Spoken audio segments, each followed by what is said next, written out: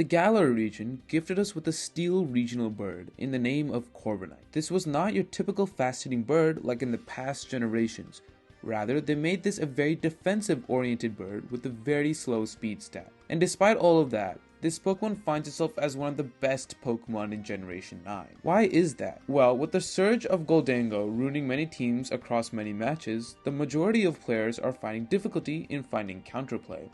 However, Corviknight's steel typing, along with his pretty good special defense stat and pretty good HP stat, offers a real resistance to Gholdengo. A Gholdengo with a modest nature against a physically bulky Corviknight, and yes, physically bulky, only offers to do at most 30% of damage. If it is timid, then it only offers to do around 23% of damage. While yes, it is a pretty good sizable damage, it is doing far less to this Pokemon than any other Pokemon in the format at the moment. And keep in mind that is running without choice specs, because most Gholdengo, if they run choice specs, often cannot outspeed most other Pokemon and take advantage of its really OP move of Make It Rain. Other Pokemon like Chien-Pao is an Ice and Dark typing, offering a real threat with its ice coverage. This is where the investment in Corviknight's physical defense comes into play.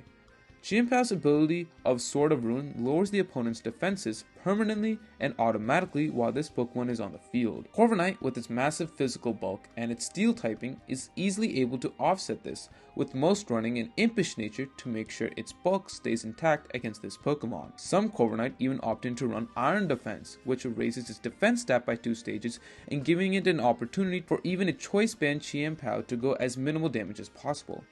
Glimmora, a possible hazard setter, also finds difficulty with this Pokemon. Its poison type is completely negated by Corviknight's steel typing. Additionally, the hazards Glimmora's even sets up can be completely nullified by Corviknight's Defog. Corviknight can literally switch in and demand to remove hazards right in front of Glimmora because most Glimmora can't even do anything to touch this Pokemon. Body Press, a move completely dependent on Corviknight's massive defense stat, can then as well take care of these meta threats of Chien-Pao and Glimmora while they try to whittle down this Pokemon's health. The Great Tusk, and even Annihilate, being extremely popular as they are, also cannot deal with Corviknight on a consistent basis.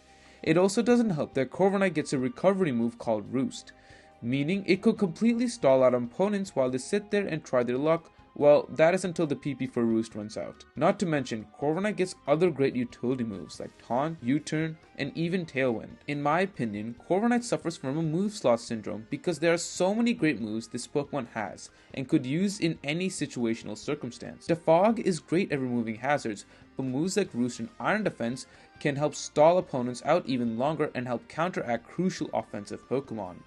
But offensive Pokemon such as Chi-Yu serves as the bane of this Pokemon's existence. With the broken ability and amazing stats, this Pokemon can shred through Corviknight's steel typing with just a simple flamethrower. Additionally, even though Corviknight serves as a great matchup against Iron Valiant on paper, most Iron Valiants here have started to run Thunderbolt, taking advantage of physically bulky Corviknight and attacking where it's most weak, its flying type. Furthermore, Gholdengo has seen quite a bit of Thunderbolt play to help also counteract this Pokemon that seems to be a thorn on its side during the first couple months of the meta. And while all those are pretty hard to deal with, it still doesn't shy away from the fact that Corviknight against the majority of the format serves as a strong wall, a pillar that keeps your team from breaking down and striking fear in opponents with its bulk. But hey, if you guys enjoyed this video, please be sure to give it a like and subscribe for more competitive content. I make competitive Pokemon videos like this, and the goal is always to make it entertaining for you guys watching, so liking and subscribing would really help let me know what you guys think. Let me know in the comments below which other Pokemon you'd like to see a video of as well.